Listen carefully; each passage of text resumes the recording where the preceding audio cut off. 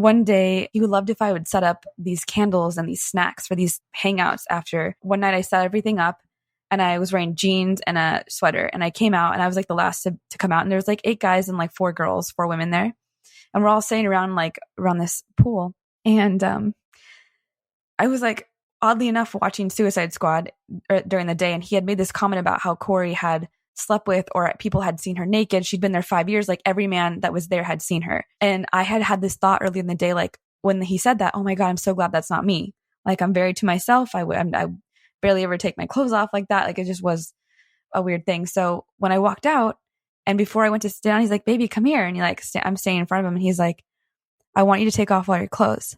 And I just had this sinking feeling in my stomach, but you have these weird things that happen in your mind. And the first thing was, oh my God, he's psychic. He tells me he's psychic. Like he heard me talking shit on the other girl. Like this is my penance. I deserve this for having said that about her. And then the second thing was, oh, if I hesitate right now, if I show that I don't want to do this, that's weakness. I'm not all in. You start to get in trouble and you don't want to get in trouble. So I said something like, really? And he's like, said something like, I'm not going to ask you again, or like, take your clothes off, and just like looked at me. And I thought to myself, if I'm going to do this, I'm going to make it for me. And I'm going to turn myself into this Harley Quinn mode so that I don't have to go through this. So it's like this other badass version of me that he's helping me birth. So I just owned it.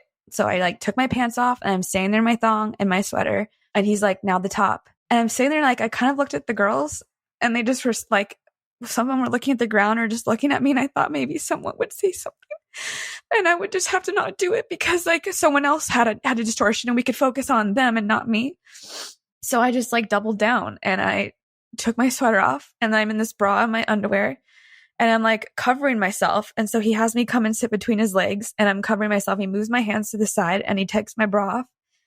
And so at that point, I'm sitting facing out to the men and they're all just staring. Like some of them are looking like Keelan looked the most uncomfortable, like looking to the side, but kind of just, you don't want to show weakness. So I don't blame any of them for that, but I'm sitting there and he just starts like fondling me and I'm just like, okay. And I just went into this other place in my brain. Like, I like this. I want this. And I just stared at all of the men and like looked at them back. And then he told me to stand up and he told me to do a handstand, which sounds kind of stupid, but like, I got up like praying that my underwear was in the right space because it's this tiny little closing thing. And I go and do this handstand. He made me do 3.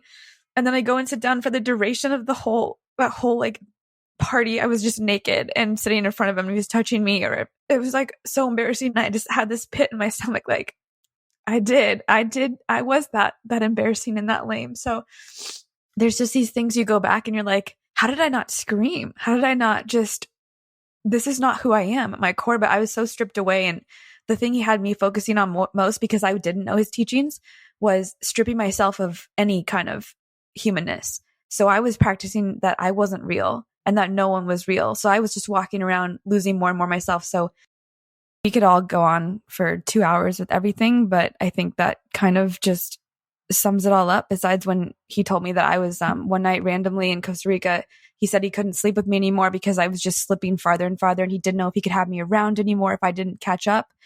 And he started screaming at me in the doorway. And then I was just like shaking on the ground. Like, what's wrong with me? Like, why can't I get this? Like, I feel like I'm getting it, but he's telling me I'm not. And then he was like, see, you're going to totally ruin my whole retreat here. You're like such a wobble. I paid for you. You're here now. Cause he paid for that hotel room for me. And I was teaching for free at his retreat and had so many of my students come. And then that night I was in my room just trying to like calm my nervous system down and sleep. And then he sends a group. I had a group chat with this woman, Ari, and Corey and Ben and I. And he sent a message saying, I'm being attacked. I can't breathe. This thing is trying to kill me. And it's Jade. It's Jade. There's an STS. It's infiltrated Jade and she's attacking me. I'm sitting in my room, like shaking. Like, what the fuck do? I don't even know how to get it out. Like, how did it get in me? And so it's just constantly like, he's constantly like pointing out and making scars on your body and wounds. And then you're picking at them because you're like, where is it coming from? Like how? And so it's just this constant berating of your soul to the point where you just believe whatever. You're like, man, I am so manipulative. I'm such a piece of shit. How could anyone ever trust me? So I had to go to Ari. I had to like run through this resort in the middle of the night trying to find her. I'm crying. I couldn't even breathe. I sit in front of her and she's just there to try and like coach me. And she's talking to me and like, this is where it's coming from. And this is how you need to get it out of you.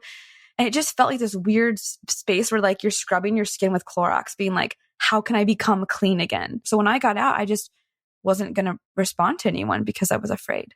And the last thing too is the one time he always liked us to tan topless or naked. So me and Corey were like lounging topless, like didn't know he was around, didn't know where he was. And he had been snapping photos of us naked. And he like went on his Instagram and he posted it on his story. And he put like little tiny, like a little tiny thing over our nipples, but like I was completely naked. And so was Corey. And I just felt immediately like, oh my God, I've never done that on my page. And he's posting this on my behalf. I felt bad for my ex-boyfriend. I felt bad for my parents. Like everyone was kind of watching because I stopped telling the story because I was losing my words and he was telling my story now. And I just felt like sickened and I kind of hesitated. But the only reason he posted it and he took it down after a few minutes was he was like, dang, if Jade's followers see that I'm posting this, they're going to think that I'm manipulating her. It's going to look too bad. It wasn't that I was uncomfortable, that me and Corey were like, we don't even like this photo. Like it was that he was going to look bad.